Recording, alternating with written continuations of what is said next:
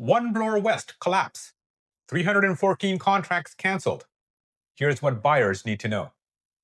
Hi everyone, it's Diloshan, and welcome back to another episode of Real Estate Watch, your eyes and ears in the GTA real estate market.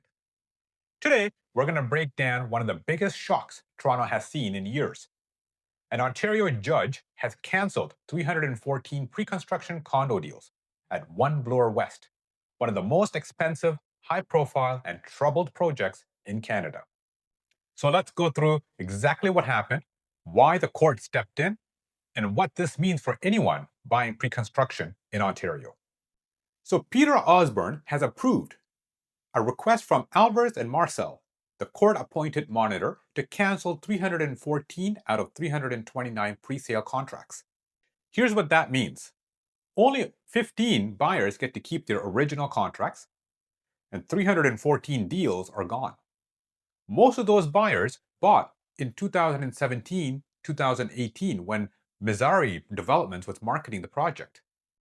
So why were almost all contracts canceled? Well, because the monitor determined those older agreements are no longer financially viable with today's construction costs, inflation, and the project's massive debt load. This is one of the largest contract cancellations we've ever seen in the GTA. So what's happening to the project now? Well, the court also made major move to keep the project alive. Tridel has been appointed as the project manager, construction manager, and sales manager. And they'll oversee the entire build and sales strategy for the 85-story tower, formerly known as The One. On top of that, the receivership has now been converted into a CCAA creditor protection. So you might be asking, what's a CCAA?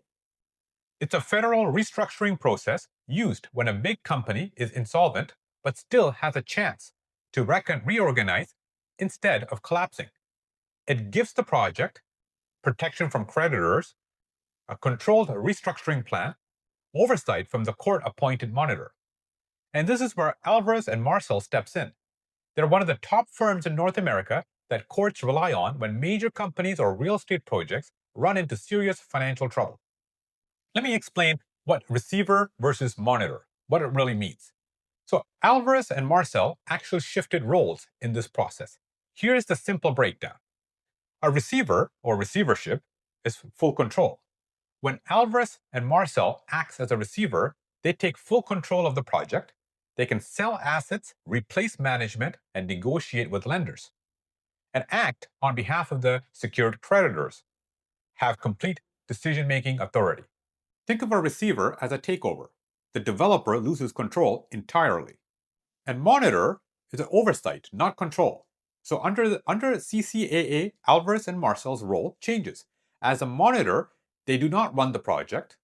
They oversee the developer's restructuring, report directly to the judge, review contracts, finances, and restructuring plans, and make recommendations like canceling deals, bringing in Tridel, or repricing the units.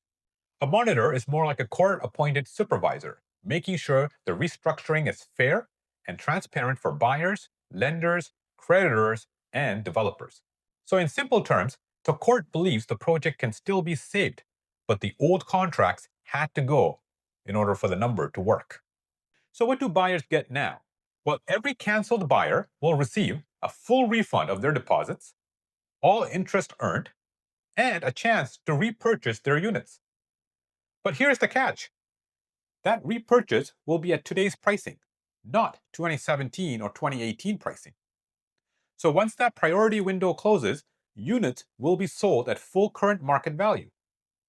And Alvarez and Marsal estimates these cancellations will free up over $200 million to support the restructuring. So what did the judge say and why this matters? Justice Osborne made a very important point. Buyers do not automatically get deposits back when a developer collapses. So he described this outcome as, and I quote, a great deal, better than nothing.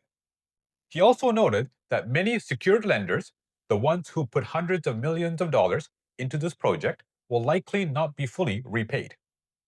So even though buyers are frustrated, this is actually one of the more favorable outcomes you'll see in a distressed pre-construction project. So here are 3 big lessons for pre-construction buyers in Ontario. Number 1, a signed contract isn't a guarantee. When a project becomes insolvent, the court takes control. Lenders get priority, and contracts can legally be cancelled. And deposits are only safe if they're held in trust. Number 2, big name projects still carry big risks. Even a landmark project with huge marketing, prestige, and excitement behind it all can fail. Your protection comes from Ontario law, not the brand behind the building. And number 3, when the court steps in, buyers' rights are limited. Many buyers think they can force developers to honor the original deal. But in reality, you usually get your deposit, your interest, and a chance to rebuy the unit. And that's it. In this case, it's following exactly that formula. So what are my final thoughts? Well, the cancellation of 314 contracts at One Bloor West is a massive reminder that pre-construction is not risk-free, even when the marketing looks incredible. So before signing anything, always know where your deposits are held, what legal protections you have, and how insolvency can override even a firm agreement. And if this helped you understand what's happening, hit like, subscribe, and share so more buyers can stay informed. Thanks for watching, and I'll see you in the next video.